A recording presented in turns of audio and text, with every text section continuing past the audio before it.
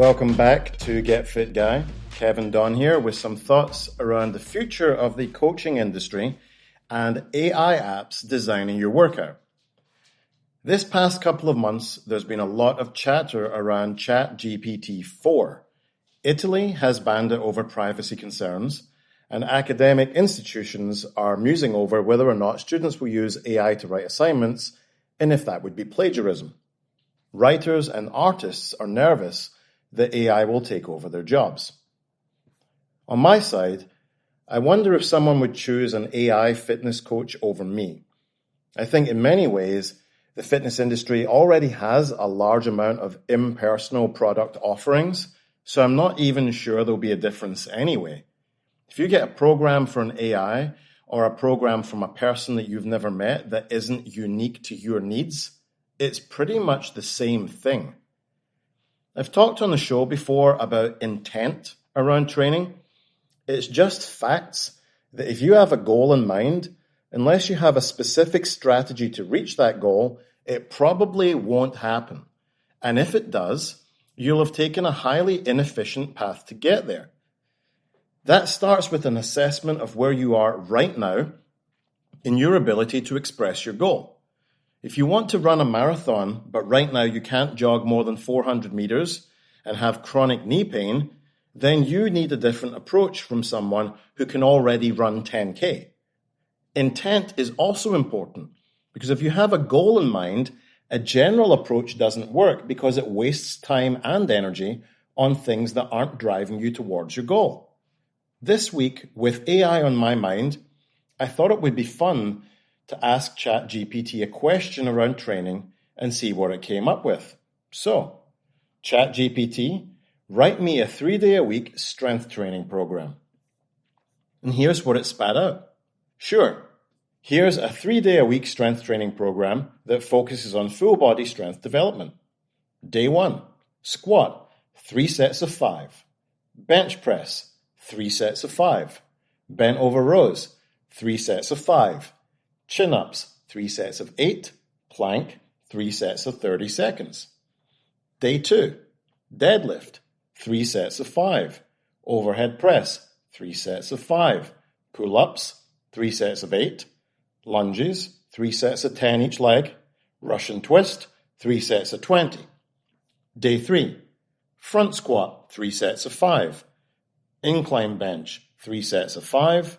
One-arm dumbbell rows, 3 sets of 5. Dumbbell flies, 3 sets of 10. Side plank, 3 sets of 30 seconds each side. Rest 2 to 3 minutes between sets. And increase weight when you can perform all sets and reps with good form. Okay, so the program itself took ChatGPT about 12 seconds to spit out. But is it any good? Will this make someone stronger? Well, I'll be generous and say maybe. If you're a total novice or completely detrained, then sure. But that's only because a novice could go for a bike ride and see their bench press numbers go up. Just being an active person will improve your physical capacity if you're a beginner. But what about someone who's in an intermediate stage or someone who's resistant to improvement because they've been training for years? Probably not.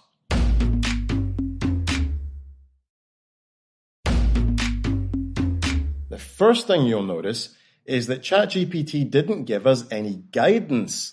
It didn't tell us about the maximum recoverable dose or the minimum effective dose. If I just say do 3x5 squats, it's meaningless. Because I know that if I have 2 different clients, one of them will do their squats while having a chat about the weather to their friend. They won't even break a sweat. And the other one will squat so heavy that their eyeballs will be sticking out their head like a tree frog. With no effort prescribed, results can't possibly be guaranteed. The next thing I noticed was the advice at the end. Increase weight when you can perform all sets and reps with good form. So, yeah, that's good advice. I have to hand it to ChatGPT there. But it hasn't given any criteria about what good form looks like. Again, 3x5 squats doesn't tell us much. Who gets to decide if it's good enough to increase the weight? Me? How will I know it's good without any instructions on what is good and bad? And finally, intent and the ability to express intent. So Chat GPT doesn't know what my goal is, besides that I wanted a strength program. A strength program for triathlon, a strength program for judo, will look completely different. And this is where the human factor comes in. An AI isn't asking you any probing questions or deciding that it needs more information from you. It isn't recognizing that it can't possibly write an optimal program without more specific information on training intent and current ability. I could have asked it a much more specific question, but people don't work that way. People always keep their cards close to their chest, even when it's beneficial to them not to, or they're just unable to articulate their goals and current fitness status. Only a human coach can dig deeper. So, will AI replace coaches like me? The truth is, I don't actually have any clients who would want to follow a general template. My client demographic isn't a group who want that. It's people who recognize that individual training design is the only way to have the best outcome. Then they come to me. An AI-seeking client wouldn't ever be my client anyway, so I won't be breaking a sweat about this.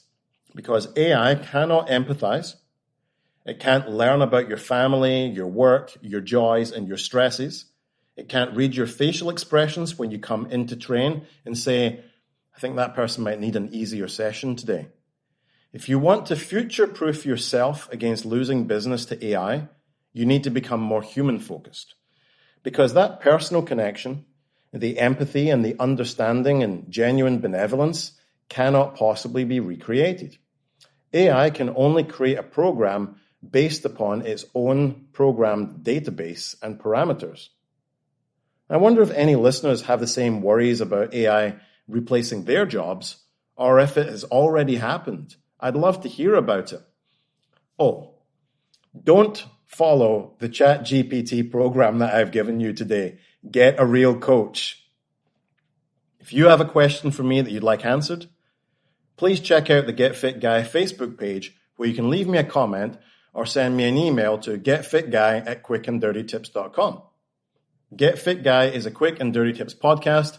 Thanks to the team at Quick and Dirty Tips, Adam Cecil, Morgan Christensen, Holly Hutchings, and Davina Tomlin.